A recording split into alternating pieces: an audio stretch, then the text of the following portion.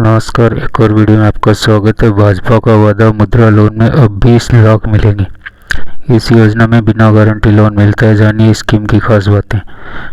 2024 लोकसभा चुनाव के लिए भाजपा ने रविवार को अपना संकल्प पत्र जारी किया। इसमें प्रधानमंत्री मुद्रा योजना के मिलने वाले लोन को 10 लाख रुपए से बढ़ाकर 20 लाख रुपए की बात कही गई है। यानी अगर भाजपा सरकार वापस सत्ता में आती है तो योजना के तहत मिलने वाली लोन की रकम को दुगुना किया जाएगा। 2015 में शुरू हुई इस योजना का मकसद रेहड़ी पटरी वालों से लेकर छोटे कारोबारी को बिना किसी गारंटी जमानत के लोन दिया जाता है।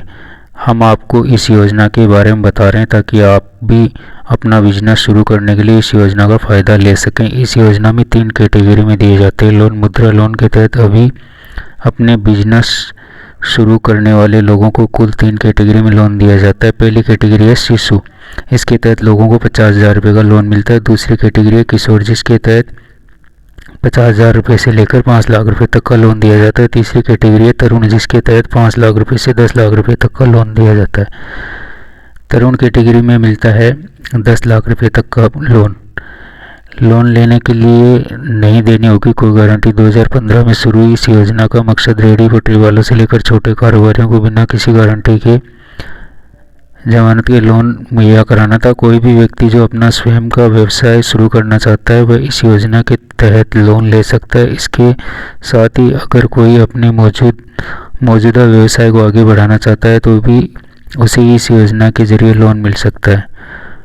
लोन लेने के लिए बताना होगा बिजनेस प्लान। सबसे पहले आवेदक को एक बिजनेस प्लान तैयार करना होगा। साथ ही लोन के लिए सभी आवश्यक दस्तावेज भी तैयार करने होंगे।